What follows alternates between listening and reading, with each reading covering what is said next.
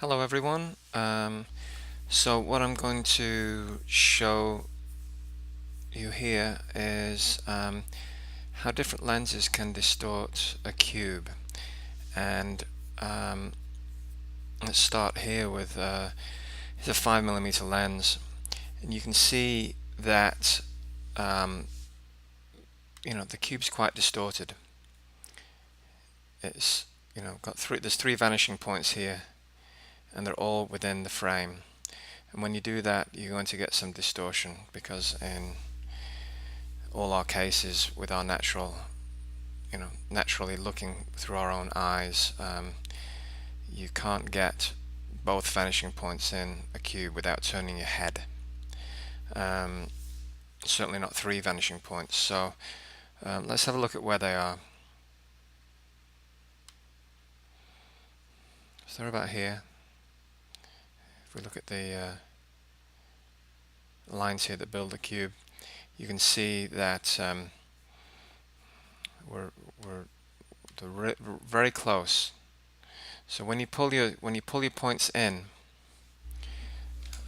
you're gonna get some distortion. It's going to tweak, and it's just not going to look natural.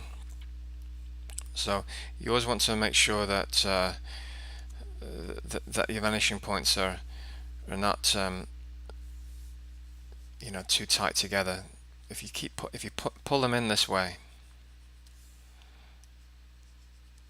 this is what you're going to get. So you want to avoid that, unless you're going for a distorted look. Obviously, if you're going for a wide-angle lens, 5mm being very wide, the lower the number, the wider the field of view is, and this is certainly outside what we know as the cone of vision. The cone of vision is what the natural eye sees, and once you go outside that, you start getting into areas of distortion. So this is what we've encountered here. Make sure that you want to make sure that these vanishing points are further out.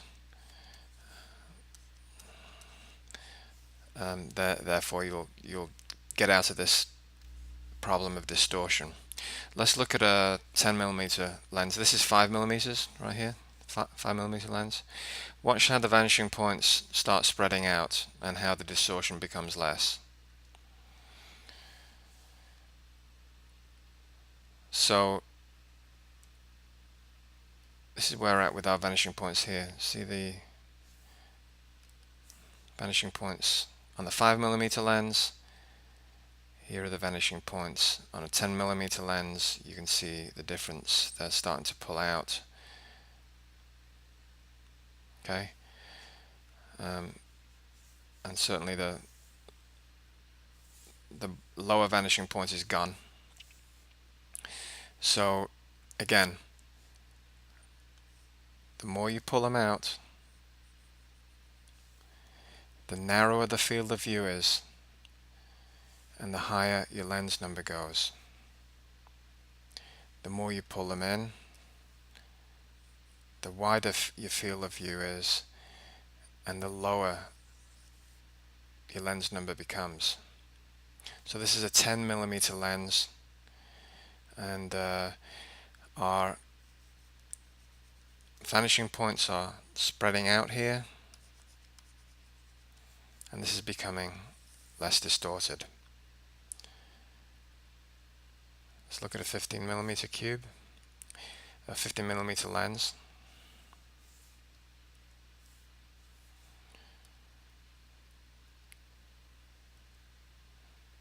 See, your vanishing points are going right to the edges here, and the lower vanishing point is almost gone. Well, it is gone. It's not even in here. And this is it's getting acceptable now. We're getting acceptable here. But still, this is still distortion. You've still got, this is still kicked in here. This is still kicked in here. It's not something you would see with your eye. Even though you think you would, you really don't. Our eye is on a higher, uh, a narrow field of view, higher number. Let's look at a 20 millimeter. This is 15 millimeters. Let's look at a 20 millimeter cube. So here you can see that this is 15 millimeters, this is 20, 15, 20. Let's go back to 5, 10, 15, 20. One more. 5. Notice where the vanishing points are. Notice the distortion. 10, 15, and 20. The farther out you pull the vanishing points, the less distortion there is. So this is a 20 millimeter lens. Now we've covered 5, 10, 15, 20. Let's jump up to 50 millimeters.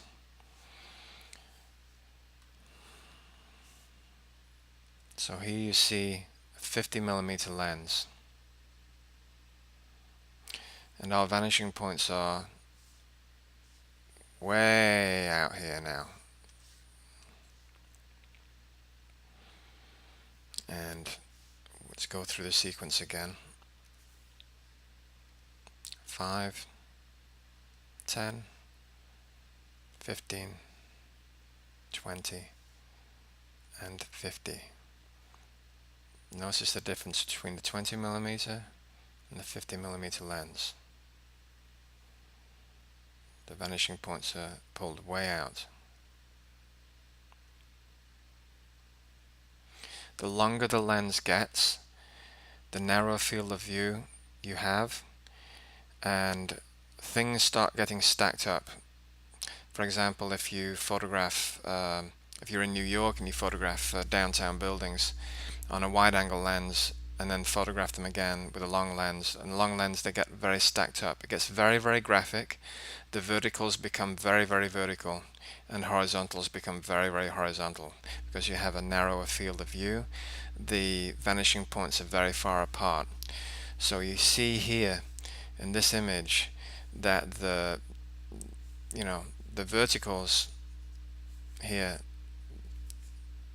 they're almost, it's very close to 90 degrees. That's the 90 degree right there. So it's very, very close here. And that's what you get when you shoot with long lenses. It makes it very, very graphic. But regardless of the lens, for those of you who get into trouble with regards to distortion, you've got to watch these vanishing points. Ideally, you really want them. You want your vanishing points. Just get this. You want your vanishing points. I like to have them right on the edge of. This is, for example, it's almost like an 11 by 17 piece of paper. You almost want them right on the edge of the paper here, or outside. I mean, I found out that for a long time I like to have my vanishing points here right on the edge. But if I was drawing something like this, but then I started pushing them further out, and when I was just hand drawing them, and ended up having having to use very long rulers, straight edges, and just really pushing the vanishing points as far apart as possible to get that nice stacking up and nice, very graphic effect that the longer lens gives you. So understand your cone of vision, understand what it looks like when you're outside your cone of vision, and for example, your cone of vision here is it's somewhere in here. Oops, what's happened there? It is somewhere. I mean, it's somewhere in here. and you gotta understand that. Here it's getting wider, but just understand again, just a review. You're if you want to correct these images, you got to pull these apart. You got to pull these apart. So I hope that made things somewhat clearer to some of you who are having distortion problems with your cubes and your basic shapes. Some people have a hard time with it, and they actually run with it for a long time before they finally figure it out, and it infects all of their work, and for a long time they wrestle with this problem. So understand what I just showed you, and hopefully it'll help you with your line drawings and basic building of your designs and your sets and props. Alright, thank you very much for watching. I'll talk to you next time.